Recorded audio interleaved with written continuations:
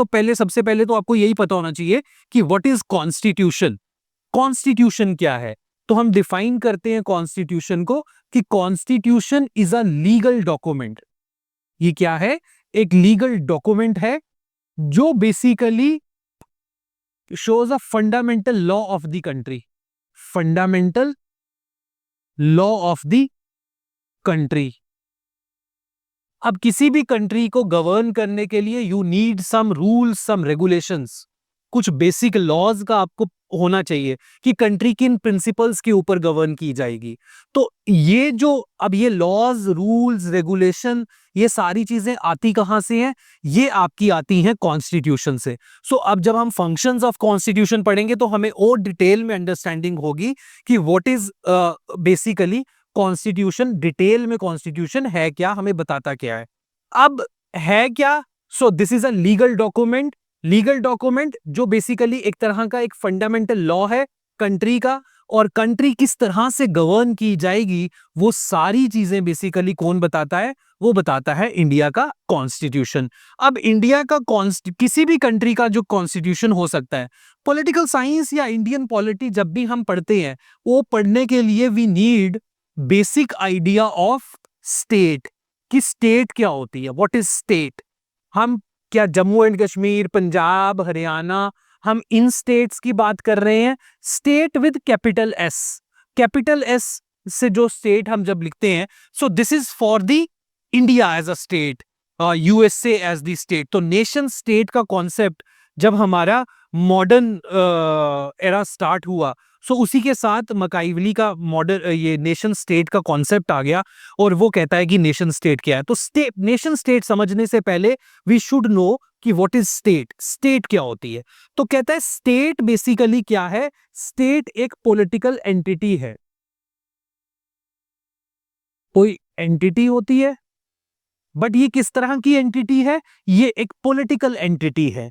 अब this is comprised of, state बनती कैसे है? तो वो कहता है कि स्टेट को बनाने के लिए कुछ चीजें चाहिए। वो क्या चाहिए? तो कहता है कि एक जो सबसे पहली इंपॉर्टेंट चीज इज टेरिटरी।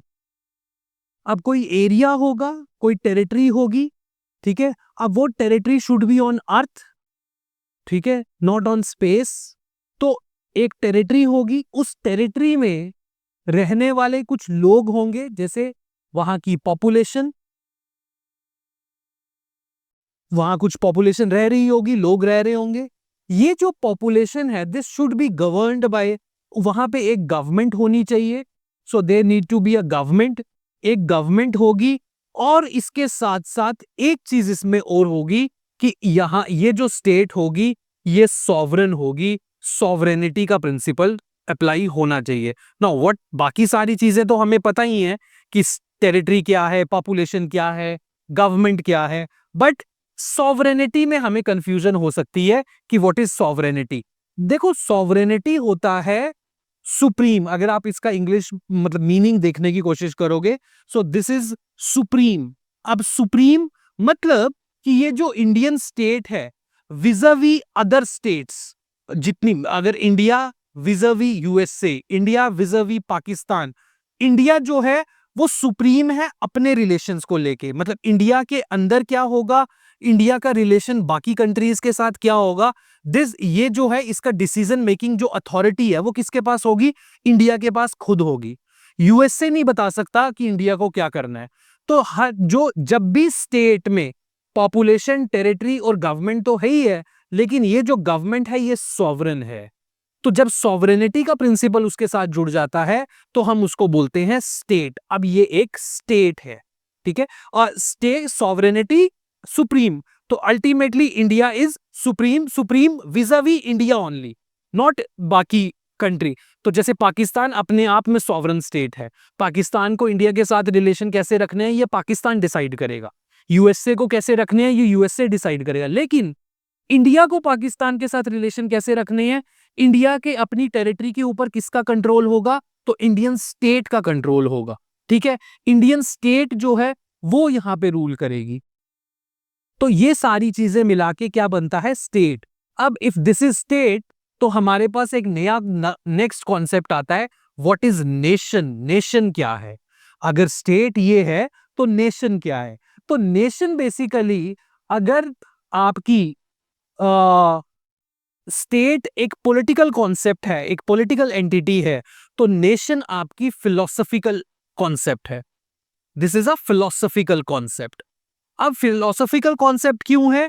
कि ये चारों चीजें, स्टेट प्लस स्टेट प्लस इसमें हम एक चीज और जोड़ दें, एक चीज और जोड़ दें, तो ये आपकी क्या बन जाएगी? आपका नेशन बन जाएगा। वो क्या चीज है? वो चीज है फीलिंग। कौन सी feeling? Feeling of oneness, unity की फीलिंग, कि yes we are Indians, we are the citizens of state, यार we are from the states, मतलब we are from the United States. तो वो जो फीलिंग ऑफ वननेस है, मतलब जो चार चीजें स्टेट की थी, उसमें if you will add this feeling of oneness, तो ये आपकी बनती है, ये आपका कॉन्सेप्ट बन जाता है नेशन का। तो नेशन क्या है? कि नेशन के अंदर पॉपुलेशन, टेरिटरी, गवर्नमेंट, सॉवरेनिटी तो होगी ही होगी, उसके साथ साथ वहां पे जो लोग पॉपुलेशन रह रही है, उसके अंदर ये फीलिंग भी होगी कि yes we are Indians, we are Pakistanis. तो ये जो फीलिंग ऑफ वननेस है, ये जब जुड़ती है स्टेट के अंदर, तो उसको हम बोलते हैं नेशन। तो स्टेट जो है, कोई स्टेट हो सकती है, लेकिन हो सकता है वो नेशन ना हो। अगर फॉर एग्जाम्पल वहां के रहने वाले लोगों को ये लगता ही नहीं है कि वो जो है वो वहां के सिटीजन्स हैं, उनको लगता है कि नहीं नहीं, हमें इंडिपेंडेंस चाहिए, हम इस देश का पार्ट नहीं है, हम एक अलग देश बनाएंगे, तो वो स्टेट तो हो सकती है, वो स्टेट के सारे प्रिंसिपल्स को फॉलो तो कर रही है, बट वो नेशन, तो nation building is a process. आप एक दिन के अंदर you can create state, but क्या सेम डे के अंदर you can create nation? Nation के लिए यू नीड फीलिंग, तो फीलिंग आने में टाइम लगता है। आपको अंदर से आनी चाहिए कि yes we belong to India. ठीक है, तो नेशन बिल्डिंग एक प्रोसेस है। स्टेट तो क्या है? स्टेट आपने मैप ड्रॉ किया, वहां पे अब ये टेरिटरी हो गई, इस टेरिटरी में लोग रह रहे हैं, इसमें कुछ गवर्नमेंट भी होगी, और ये गवर्नमेंट जो है वो सुप्रीम होगी, तो ये स्टेट बन गई। अब ये स्टेट बन गई तो इसका मतलब क्या? उसी दिन ये नेशन भी बन गई। हो सकता है ये जो लोग हैं वो कह रहे हैं नहीं नहीं, हम इस स्टेट, हम जो है वो ये कंट्री ए से बिलोंग नहीं, हम जो है हम बी कंट्री हैं, हमें अलग इंडिपेंडेंस चाहिए। तो जब तक ये सारे लोग स्टेट के ये बात अंदर से मान नहीं लेते कि यस वी आर इस पर्टिकुलर ए स्टेट के हैं, तब तक वो स्टेट तो हो सकती है, वो नेशन नहीं हो सकता। ठीक है, सो नेशन बिल्डिंग में टाइम लगता है, नेशन बिल्डिंग एक प्रोसेस के तहत होती है। ठीक है, so understood with constitution. United states of America भी मैं बताता हूँ, वो सारे उसमें आऊंगा मैं। What is federalism, federalism confederation क्या होता है, यूनियन ऑफ स्टेट्स क्या है, और फेडरेशन ऑफ स्टेट्स क्या है। नेशन है, नेशन है, बट थोड़ा वेट कर लो, मैं सारी चीजों पे भी आऊंगा। ठीक है, now if this is state और इफ दिस इज नेशन, तो अब ये जो कॉन्स्टिट्यूशन जो है, ये क्या करेगा कि स्टेट चलेगी कैसे, या ये जो नेशन है ये चलेगा कैसे, ये बेसिकली डिफाइन कौन करता है? ये डिफाइन करता है कॉन्स्टिट्यूशन, कि इस स्टेट के अंदर क्या रूल्स होंगे, क्या लॉज होंगे, ये सारी चीजों को कौन डिफाइन कर रहा है? ये कॉन्स्टिट्यूशन। तो स्टेट के अंदर या नेशन के अंदर जितनी भी अथॉरिटीज हैं, वो अल्टीमेटली उनके क्या फंक्शंस होंगे, लोगों और गवर्नमेंट के बीच में रिलेशन क्या होगा, सिटीजन्स की क्या ड्यूटीज होंगी, सिटीजन्स के क्या राइट्स होंगे, गवर्नमेंट के पास कितनी पावर होगी, गवर्नमेंट क्या कर सकती है, क्या नहीं कर सकती, ये अल्टीमेटली ये सारी की सारी चीजें आपकी कौन बताता है? ये बताता है आपका कॉन्स्टिट्यूशन। ठीक है, नाउ कॉन्स्टिट्यूशन के कुछ फंक्शंस होते हैं, फंक्शंस ऑफ कॉन्स्टिट्यूशन, कि क्या फंक्शंस परफॉर्म करता है आपका इंडियन कॉन्स्टिट्यूशन। तो फंक्शंस क्या हैं? तो पहला फंक्शन क्या है कि बेसिकली इंडियन कॉन्स्टिट्यूशन क्या करता है कि वो एक minimal coordination amongst the members of the society, कि जो भी लोग रह रहे हैं सोसाइटी के अंदर, जो उस स्टेट का पार्ट है, उनके लिए एक रूल बनाता है जिसके तहत उनके बीच में एक मिनिमल कोऑर्डिनेशन डेवलप हो सके। अब आप एक अपने नेबर्स के ऊपर डिपेंडेंट नहीं हो, ऐसा नहीं है कि आप उनको हमेशा गले लगा के ही रखोगे, लेकिन आपके अंदर एक मिनिमल कोऑर्डिनेशन होना चाहिए। अब मिनिमल कोऑर्डिनेशन किस तरह का, कि ना तो वो आपका रास्ता ब्लॉक कर सकते हैं, ना आप उनका रास्ता ब्लॉक कर सकते हो, ना आप उनको गालियां दे सकते हो, ना वो आपको गालियां दे सकते हैं। घर के अंदर पीठ पीछे दे सकते हो, लेकिन सामने नहीं दे सकते। और क्यों? क्योंकि आपके जो राइट्स हैं उतने ही राइट्स जो हैं वो आपके फेलो सिटीजन के भी हैं। तो फर्स्ट जो इसका है कि वो क्या करता है, it provides the minimal coordination amongst the members of the society. ठीक है, कि आप एक सोसाइटी के अंदर किस तरह से लोग मिनिमम कोऑर्डिनेशन के साथ रहेंगे। ठीक है, ये मिनिमम कोऑर्डिनेशन वाला कॉन्सेप्ट समझ आया कि व्हाट इज मिनिमल कोऑर्डिनेशन। आप उन पे कोई डिपेंडेंट नहीं हो या उनसे पूछ के कोई डिसीजन नहीं लोगे, लेकिन उसके साथ साथ आप उनके सेंटीमेंट्स को हर्ट नहीं करोगे, आप उनकी किसी भी तरह की मूवमेंट को ब्लॉक नहीं करोगे। तो उस सब के लिए लॉज हैं, पुलिस इज देयर, लॉज को इंप्लीमेंट करती है। Again police is a organ of state only. Second वो कहता है to define who has powers to make laws and enforce them. अब who has powers to make laws and enforce them। अब law बनाने की power किसके पास है? Constitution क्या करता है? कॉन्स्टिट्यूशन ये डिफाइन करता है कि लॉ बनाने की पावर किसके पास है और उनको एनफोर्स करने की पावर किसके पास है। तो यहां पे हमारा कॉन्सेप्ट आता है लेजिस्लेचर और एग्जीक्यूटिव का।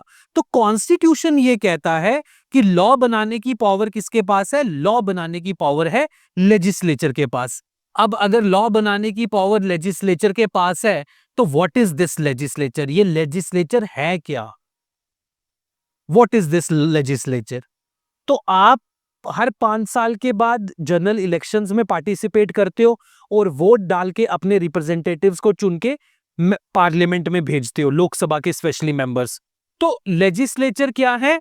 आपके सारे के सारे ऑल मेंबर पार्लियामेंट्स। अब वो मेंबर पार्लियामेंट, अब पार्लियामेंट के 2 हाउसेज हैं इंडिया में, है ना?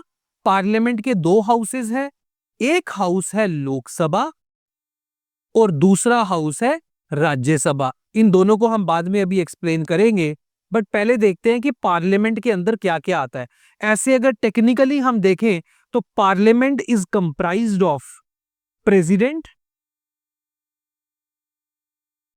Plus Lok Sabha plus Rajya Sabha. ये तीनों चीजें मिलके पार्लियामेंट बनाती है। और इस पार्लियामेंट के जितने भी मेंबर्स हैं, वो जो मेंबर्स मिलके जो बॉडी क्रिएट करते हैं, that body is called as legislature.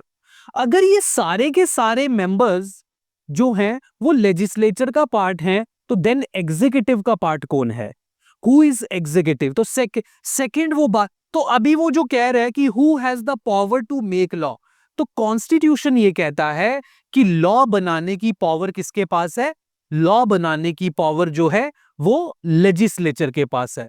ठीक है, तो ये कॉन्स्टिट्यूशन बताता है। तो दूसरा कॉन्सेप्ट जो हमारा यहां पे आता है वो आता है कि एग्जीक्यूटिव क्या है। अब देखो, लेजिस्लेचर आपके सारे के सारे मेंबर पार्लियामेंट्स। अब आपको यह पता है कि कुछ मिनिस्टर्स भी होते हैं मेंबर पार्लियामेंट्स में से ही, कुछ लोग जो है वो मिनिस्टर्स बनते हैं। हम उनको बोलते हैं काउंसिल ऑफ मिनिस्टर्स। आपका health minister, foreign minister, defence minister, railway minister, ठीक है, family welfare minister, education minister.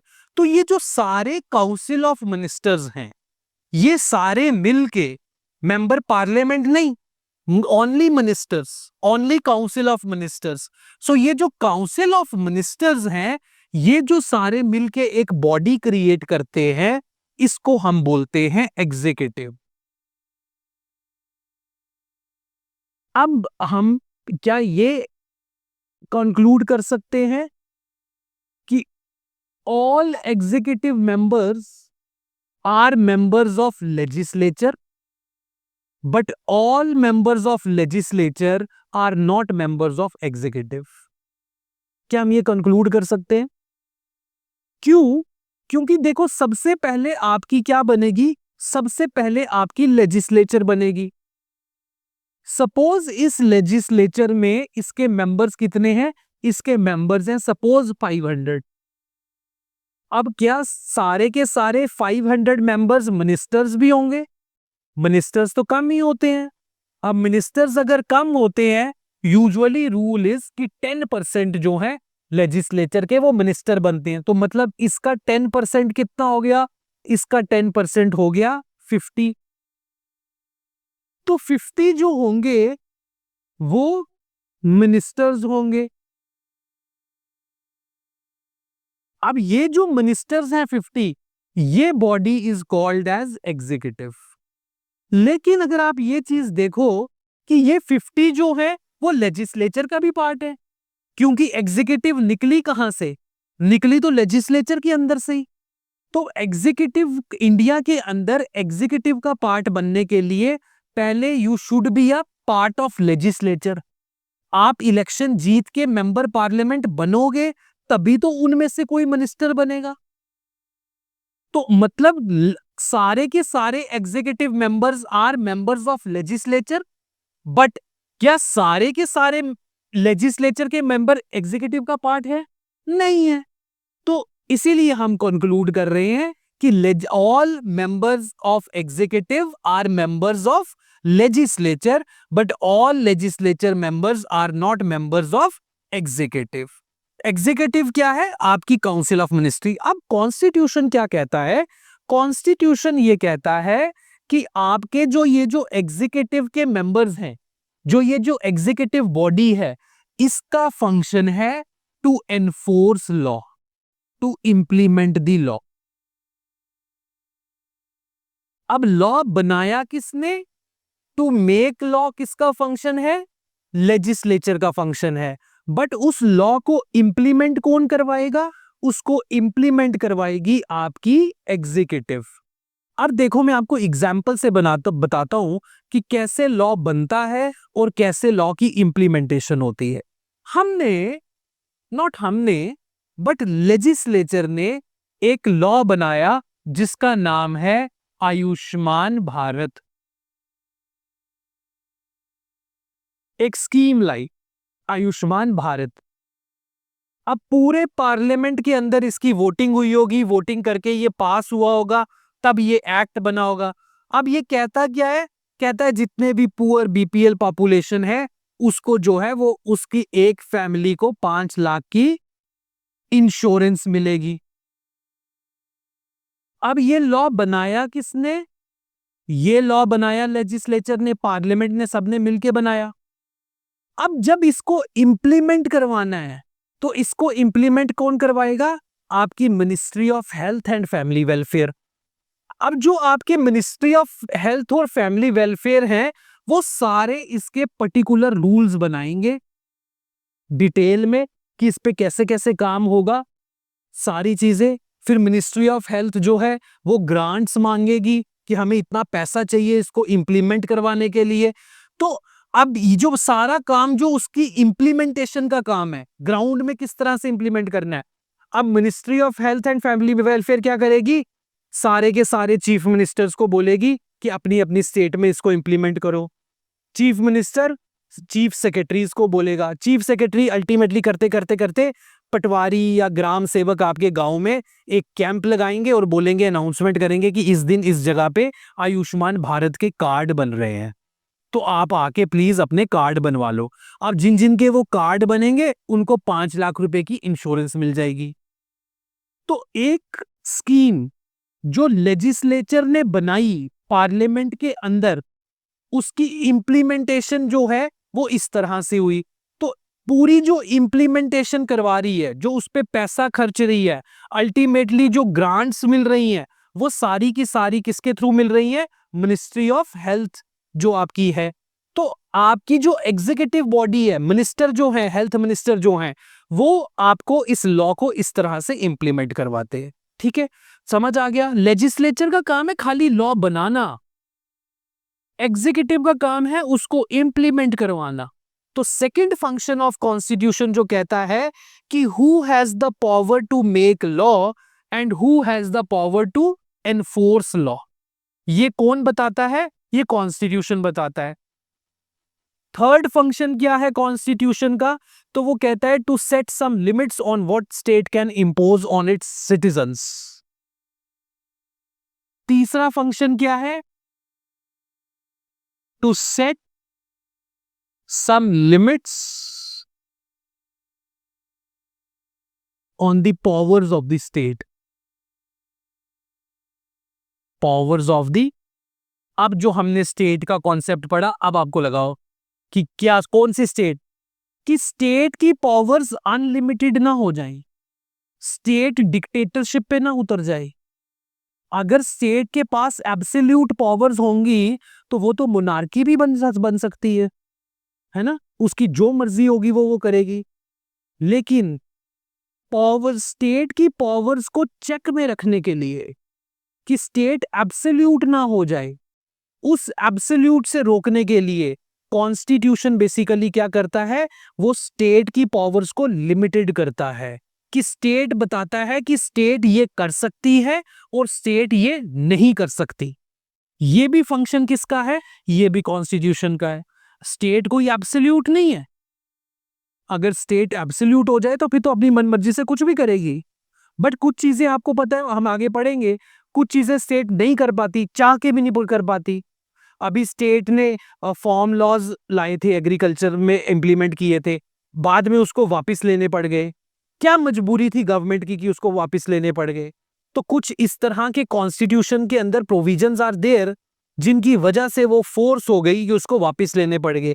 यहां पे सिटीजन्स के पास, क्या स्टेट जिसकी मन चाहे उसकी लाइफ ले सकती है? कैपिटल पनिशमेंट हर किसी को दे सकती है? नहीं दे सकती। कौन रोकता है कि स्टेट जो है वो किसी का राइट टू लाइफ नहीं छीन सकती? कौन रोक रहा है? जुडिशरी तो रोक रही है, बट अल्टीमेटली जुडिशरी भी गारंटर है कॉन्स्टिट्यूशन की। अल्टीमेटली तो कॉन्स्टिट्यूशन रोक रहा है। वो कह रहा है कि स्टेट राइट टू लाइफ नहीं ले सकती।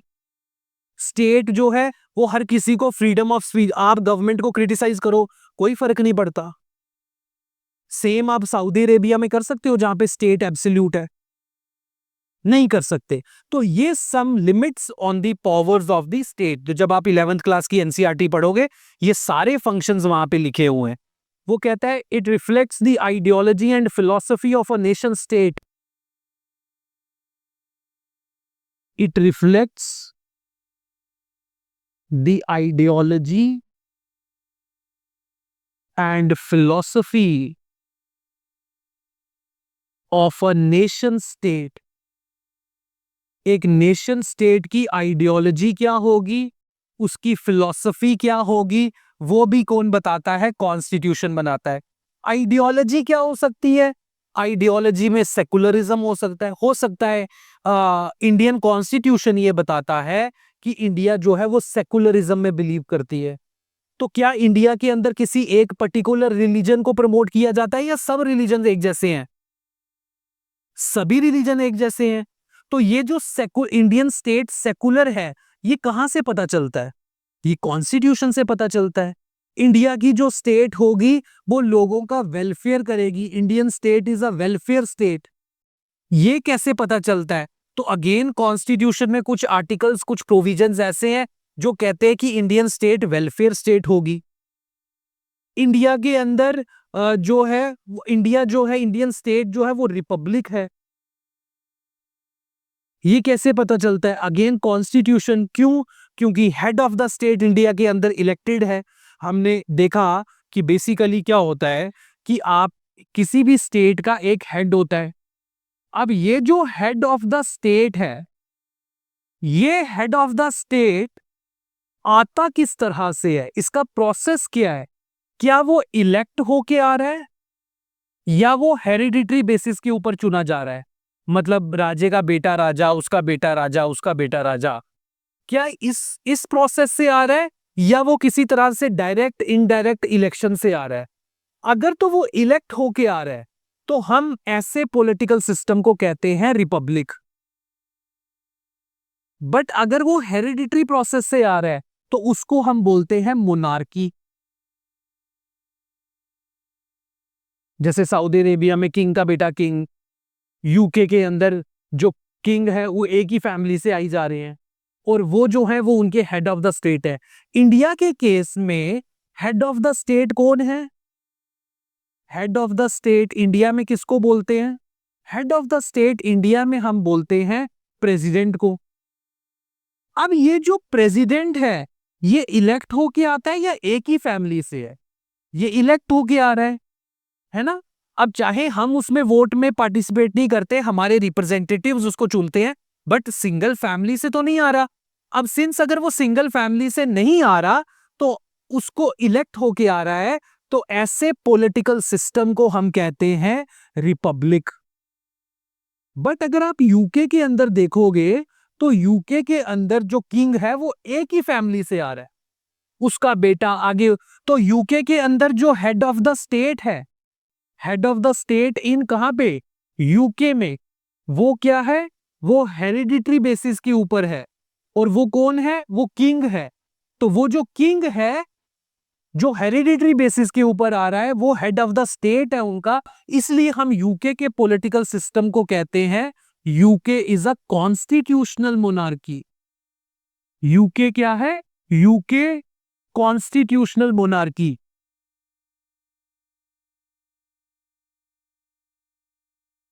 अब देखो, यूके कॉन्स्टिट्यूशनल मोनार्की है। अब हमने ये तो पढ़ लिया कि सर मोनार्की आपने बताया, अब ये नई कौन सी चिड़िया है कॉन्स्टिट्यूशनल मोनार्की। अब ये जो किंग है या जो भी हेड ऑफ द स्टेट है, किंग है, प्रेसिडेंट है, जो भी है, अब क्या ये एब्सोल्यूट है या फिर ये जो है he is bounded by some rules regulations? ये भी अपनी पावर्स कहां से ड्रॉ कर रहा है? ये भी अपनी पावर्स किसी डॉक्यूमेंट से ड्रॉ कर रहा है। डॉक्यूमेंट कोई कॉन्स्टिट्यूशन हो सकता है, कोई और एक्ट हो सकता है। तो अगर तो ये अगेन इसकी भी पावर्स इसको कहां से मिल रही है? कॉन्स्टिट्यूशन से ही मिल रही है। कॉन्स्टिट्यूशन ही बता रहा है कि किंग की पावर क्या होगी या प्रेसिडेंट की पावर क्या होगी। तो ऐसे पॉलिटिकल सिस्टम को हम कहते हैं कॉन्स्टिट्यूशनल मोनार्की। लेकिन मोनार्की क्या थी? जहां पे कोई कॉन्स्टिट्यूशन नहीं, सिर्फ और सिर्फ क्या है, वहां पे किंग जो है उसको रात को जो सपना आया दूसरे दिन वो रूल बन गया। उसको सपना आया कि आज उसकी जान लेनी है, उसने जान ले ली। बट जहां पे आपका किंग जो है ऐसा नहीं कर सकता, है तो है बट कर नहीं सकता। क्यों नहीं कर सकता? क्योंकि कॉन्स्टिट्यूशन उसको इस चीज के अलाउ नहीं करता। तो ऐसे पॉलिटिकल सिस्टम को हम कहते हैं कॉन्स्टिट्यूशनल मोनार्की। ठीक है, इसीलिए यूके के अंदर वी हैव कॉन्स्टिट्यूशनल मोनार्की। तो आपका फंक्शन ऑफ कॉन्स्टिट्यूशन जो था वो क्या कहता था? It set some limits on the powers of the state. अभी लास्ट टू लास्ट ईयर के यूपीएससी के प्रीलिम्स में क्वेश्चन आया था, one of the basic function of the constitution is, one of the primary function of the constitution is, उसमें नीचे एक option थी, it sets the limits on the powers of the state. तो this is the primary function constitution का, कि उसने state को भी वो एब्सोल्यूट ना हो जाए, उस स्टेट को भी चेक में रखा हुआ है, उसको बैलेंस में रखा हुआ है कि वो एब्सोल्यूट नहीं हो सकती। ठीक है, तो हम आगे चलते हैं। अगर ये देखें कि what is the source of constitution. Source of constitution क्या है? तो सोर्स ऑफ कॉन्स्टिट्यूशन है, प्रियम्बल के अंदर लिखा हुआ है कि source of constitution is we the people, हम भारत के लोग। तो अल्टीमेटली कॉन्स्टिट्यूशन जो है वो हमारे लिए है, हम लोगों के लिए है, हमसे कॉन्स्टिट्यूशन है। ठीक है, तो सोर्स क्या है? Citizens of India, citizens of India.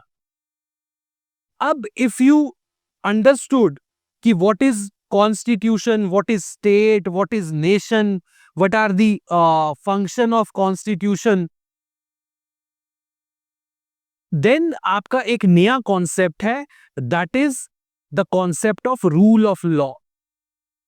अब what is rule of law? Rule of law क्या कहता है? रूल ऑफ लॉ ये कहता है कि अल्टीमेट जो रूल होगा वो किसका होगा? वो लॉ का रूल होगा। ना तो गवर्नमेंट का रूल होगा, ना जुडिशरी का रोल होगा, ना कोई एग्जीक्यूटिव, ना कोई स्टेट, ना मैं, ना आप। रूल किसका होगा? लॉ का रूल होगा। तो no one is above the law.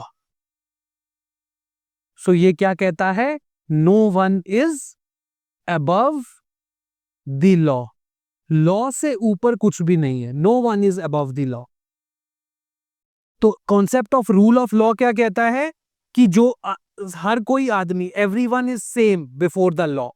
Law से ऊपर कुछ नहीं। तो रूल किसका होगा? वो लॉ का होगा। मतलब रूल किसका हो रहा है? लॉज कहां लिखे हैं? कॉन्स्टिट्यूशन के अंदर लिखे हैं। तो अल्टीमेटली रूल किसका है? कॉन्स्टिट्यूशन का है। पार्लियामेंट क्या कर रही है? वो अपने सारे फंक्शंस को डिराइव कर रही है कहां से? कॉन्स्टिट्यूशन में से। जुडिशरी के पास क्या पावर्स होंगी, उसका सारी चीजें बता कौन रहा है? वो आपका कॉन्स्टिट्यूशन बता रहा है। एग्जीक्यूटिव के क्या फंक्शंस होंगे, वो सारे फंक्शंस कौन बता रहा है? वो आपका कॉन्स्टिट्यूशन बता रहा है। लेजिस्लेचर के क्या फंक्शंस होंगे, वो आपका कॉन्स्टिट्यूशन बता रहा है। तो कॉन्स्टिट्यूशन क्या है? कॉन्स्टिट्यूशन जिसके अंदर रूल्स, रेगुलेशन, लॉज लिखे हुए हैं। तो इसका मतलब रूल कौन कर रहा है? कोई आदमी रूल नहीं करेगा, लॉ रूल करेगा। So rule of, concept of rule of law. इसी के साथ there is another concept called as constitutionalism. Constitutionalism, जब आप इस कॉन्स्टिट्यूशन को इन स्पिरिट इंप्लीमेंट करते हो, दैट इज कॉल्ड कॉन्स्टिट्यूशनलिज्म। एक ऐसी फिलॉसफी जो कॉन्स्टिट्यूशन को proper in spirit, in nature उसको इंप्लीमेंट कर रही है, that is called as constitutionalism. अब ये कॉन्स्टिट्यूशनलिज्म की फिलॉसफी कहती क्या है? कि बेसिकली आपको स्टेट की पावर्स को चेक में रखना है। चेक में रखना है मतलब लिमिटेड रखना है। सो स्टेट की powers should be in limits. अब स्टेट की पावर लिमिट्स है, तो स्टेट की कॉन्स्टिट्यूशन के अंदर ही we have a separate chapter on fundamental rights. अब ये फंडामेंटल राइट्स किसके हैं? ये फंडामेंटल राइट्स आपके सिटीजन्स के हैं। अब ये जो सिटीजन्स हैं, ये फंडामेंटल राइट्स तो अल्टीमेटली कर क्या रहे हैं? फंडामेंटल राइट्स, फंडामेंटल राइट्स जो है वो स्टेट के पावर को लिमिट कर रहे हैं। अब वो कहते, एक फंडामेंटल राइट कहता है कि लोगों के पास freedom of speech and expression है। तो लोग जाते हैं और गवर्नमेंट को क्रिटिसाइज करते हैं कि हमें आपकी ये पॉलिसी पसंद नहीं है। तो अगर स्टेट एब्सोल्यूट हो तो वो तो लोगों को अरेस्ट करके अंदर कर दे। बट क्या स्टेट ऐसा करती है? नहीं करती है। क्यों नहीं करती? क्योंकि लोगों का ये राइट है, फंडामेंटल राइट है। इक्वालिटी फंडामेंटल राइट है। स्टेट किसी के लिए भी फेवरेबल ट्रीटमेंट नहीं कर सकती। हर एक जो किसी भी रिलीजन का हो, किसी भी कास्ट का हो, किसी भी सेक्स का हो, सब लोग जो हैं वो सेम हैं। सो इक्वालिटी का प्रिंसिपल। तो स्टेट अगर चाह के भी डिस्क्रिमिनेशन नहीं कर सकती। There should be equality of opportunity in matters of employment, article 16। अब equality of opportunity in matters of employment, तो अगेन वो कर क्या रहा है? वो स्टेट की पावर्स को लिमिट कर रहा है। स्टेट के अंदर कुछ लोग हैं जो अपने भतीजे भांजों को लगाना चाहते हैं, आईएएस बनाना चाहते हैं। बट क्या कर सकते हैं? नहीं कर सकते, है ना? क्यों? क्योंकि आप लोग बोलोगे कि मेरिट पे तो मैं हाई हूं और मेरा ये फंडामेंटल राइट है। आर्टिकल 16 कहता है कि there should be equality of opportunity in public employment. तो ये जॉब इसको क्यों मिली, मुझे क्यों नहीं मिली? तो ये सारी जो है दिस फिलॉसफी, जो फिलॉसफी बेसिकली स्टेट की पावर्स को लिमिटेड करती है, this is called as constitutionalism. ठीक है। आ, अब अब स्टेट के कुछ ऑर्गन्स होते हैं। There are 3 organs of state. Organs की बात कर रहा हूं। स्टेट बनती किससे है वो नहीं, स्टेट के ऑर्गन्स क्या है। सो स्टेट के organs, one is legislature, second is executive and third is judiciary. ये स्टेट के ऑर्गन्स हैं। अब इसका फंक्शन अभी हमने पढ़ा, इसका फंक्शन क्या है? To make law. इसका फंक्शन है टू इंप्लीमेंट लॉ। इसका फंक्शन क्या है? इसका फंक्शन है टू इंटरप्रेट लॉ। इंटरप्रिटेशन से क्या मतलब है? What is the meaning of interpretation? कि इंटरप्रेट लॉ, इंटरप्रेट लॉ है कि लेजिस्लेचर ने लॉ बना दिया, बट क्या ये लॉ जो है, ये लॉ सही है? क्या कॉन्स्टिट्यूशनल है? कॉन्स्टिट्यूशन क्या ये पावर देता है कि स्टेट इस तरह के लॉज बना सकती है, या ये अनकॉन्स्टिट्यूशनल है? क्या ये जो लॉ है ये पूरा का पूरा सही है, या इसकी कुछ सेक्शंस तो सही है बट कुछ सेक्शंस ठीक नहीं है? एक लॉ काफी लंबा चौड़ा लॉ होता है, उसकी डिफरेंट सेक्शंस होती हैं, तो ये पूरा लॉ सही है या थोड़े सेक्शंस ठीक हैं, थोड़ी गलत है?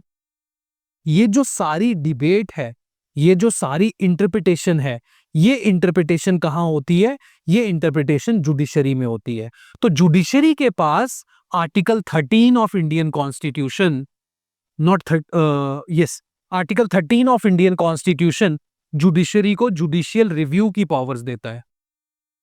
जुडिशियल रिव्यू की पावर्स देता है कि जुडिशरी जो है वो रिव्यू कर सकती है। रिव्यू किसको कर सकती है? उस लॉ को जो लेजिस्लेचर ने बनाया। अभी आर्टिकल 370 को एब्रोगेट किया है ना, आर्टिकल 370 को एब्रोगेट कर दिया गया। अब क्या ये कॉन्स्टिट्यूशनल तरीके से किया गया? लेजिस्लेचर ने जो करना था, अपना काम करना था, एग्जीक्यूटिव ने करना था, वो कर दिया, बट क्या हम उसको चैलेंज नहीं कर सकते?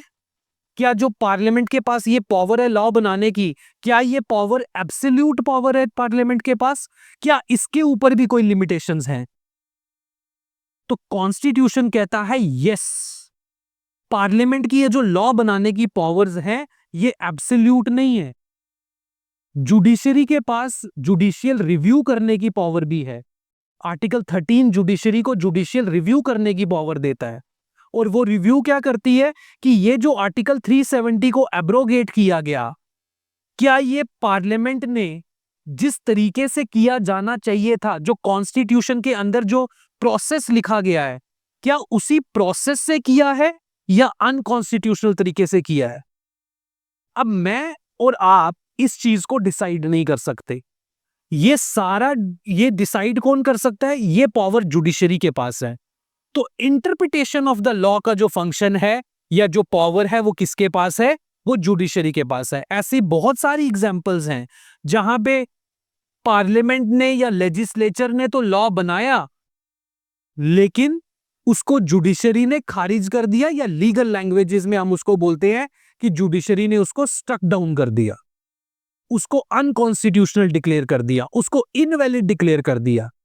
जैसे लेजिस्लेचर ने एक बनाया लॉ कि जो जुडिशरी के अंदर जजेस हैं वो अपॉइंट कैसे होंगे, तो उन्होंने बोला कि एक नेशनल जुडिशियल अपॉइंटमेंट कमीशन होगा। ये कमीशन, उसके मेंबर्स कौन होंगे, क्या होगा, वो छोड़ दो। उसने कहा कि जुडिशरी के अंदर, हाई कोर्ट और सुप्रीम कोर्ट के अंदर जजेस जो है उनका अपॉइंटमेंट का प्रोसेस कैसे होगा, तो वो कहता है एक कमीशन होगा, उसके मेंबर, उसका जो चेयरमैन होगा प्राइम मिनिस्टर होगा, उसका एक मेंबर लीडर ऑफ अपोजिशन होगा, जो भी लोग 5-6 लोग उसने बोला। उसने कहा कि ये जो हैं ये बेसिकली चुन के भेजेंगे बंदे को, और वो बंदा जो है वो जुडिशरी में जज बनेगा। बट सुप्रीम कोर्ट को लगा कि ये जो है ये अनकॉन्स्टिट्यूशनल है, क्योंकि कॉन्स्टिट्यूशन ये कहता है कि there should be a separation between legislature, executive and judiciary. Judiciary का अपना काम है, एग्जीक्यूटिव का अपना काम है। तो ये जो है ये इंटरफेरेंस है जुडिशरी के फंक्शन में। तो जुडिशरी ने उसको अनकॉन्स्टिट्यूशनल डिक्लेयर कर दिया, उसको इनवैलिड डिक्लेयर कर दिया। उसके बाद ये जो नेशनल जुडिशियल अपॉइंटमेंट कमीशन था, ये लागू नहीं हो पाया, इंप्लीमेंट नहीं हो पाया। तो ऐसे we have thousands of examples जहां पे लेजिस्लेचर ने लॉ तो बनाया, लेकिन उस लॉ को जुडिशरी ने इनवैलिड डिक्लेयर कर दिया, अनकॉन्स्टिट्यूशनल डिक्लेयर कर दिया। तो this is called as judiciary की जुडिशियल रिव्यू की पावर्स। ठीक है, तो 3 ऑर्गन्स ऑफ स्टेट्स, इन तीनों ऑर्गन्स के अपने अपने फंक्शन। हाँ जी, पूछो। उसके बाद भी हो सकता है, जिस दिन सुप्रीम कोर्ट जजमेंट दे देगा कि वो इनवैलिड है, उसके बाद उसकी इंप्लीमेंटेशन नहीं होगी। फॉर्म लॉज तो इंप्लीमेंट भी हो गए थे किसानों के लिए, जिसके लिए पंजाब हरियाणा के लोग सड़कों पे बैठे हुए, वो तो इंप्लीमेंट भी हो गए थे। उसको बेसिकली जुडिशरी ने भी बोल दिया कि ये नहीं, ये ठीक है लॉ, लेकिन उसके बाद भी किसान नहीं मान रहे, तो गवर्नमेंट ने उसको वापस ले लिए कि अब बहुत बेइज्जती होगी। ठीक है, तो गवर्नमेंट ने वापस ले लिए। लेकिन अगर उससे पहले जुडिशरी में जब फार्मर यूनियंस गई, अगर उसको जुडिशरी ही इनवैलिड डिक्लेयर कर देती, तो वो वहीं पे बात खत्म थी। ठीक है, सो ये आपके कुछ बेसिक कॉन्सेप्ट्स थे। इसके बाद प्रियम्बल के अंदर कुछ बेसिक वर्ड्स यूज हुए हैं, उन बेसिक वर्ड्स का आपको सबका मतलब पता होना चाहिए। ठीक है, तो अब प्रियम्बल क्या कहता है? प्रियम्बल में कुछ जो इंपॉर्टेंट वर्ड्स हैं वो है सॉवरन, सोशलिस्ट, सेकुलर,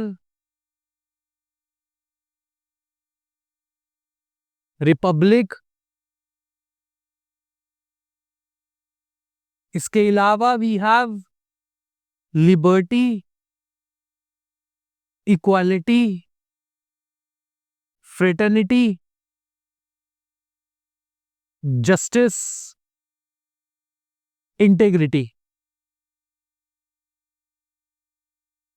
ये 5-4 न्यू वर्ड्स हैं, इन सब के मतलब आपको पता होने चाहिए। जब आपको ये वाले कॉन्सेप्ट्स प्लस इन सब वर्ड्स का मतलब पता चल गया, देन आई थिंक आप जो है वो इन जब एनसीईआरटी पढ़ोगे तो ज्यादा दिक्कतें नहीं आएंगी। बट अगेन थोड़ा थोड़ा उसमें होगा what is parliamentary form of government और वो सारी चीजें, बट वो बाद की बात है। सबसे पहले हम चलते हैं सॉवरेनिटी। सॉवरेनिटी मैंने आपको जस्ट एक्सप्लेन किया। सुप्रीम, तो इंडियन स्टेट जो होगी वो सुप्रीम है अपने लिए। सोशलिस्ट, सोशलिस्ट अगेन एक ऐसी इकोनॉमी की बात करता है जहां पे रिसोर्सेज जो होंगे वो कम्यून होंगे, रिसोर्सेज के ऊपर कंट्रोल, रिसोर्सेज के ऊपर ओनरशिप। इकोनॉमिक रिसोर्सेज की बात कर रहा हूं, उनके ऊपर कंट्रोल और ओनरशिप किसका होगा? वो पब्लिक का होगा। पब्लिक का होगा मतलब गवर्नमेंट का होगा। ठीक है, तो सोशलिस्ट। दूसरी तरफ पे बेसिकली होता है कैपिटलिस्ट मॉडल ऑफ इकोनॉमी। वो कहता है कि रिसोर्सेज के ऊपर जो कंट्रोल, ओनरशिप होगा वो इंडिविजुअल का होगा, प्राइवेट बंदे का होगा। तो सोशलिज्म एक ऐसी फिलॉसफी जो पब्लिक सेक्टर को बेसिकली प्राइमरी मानती है।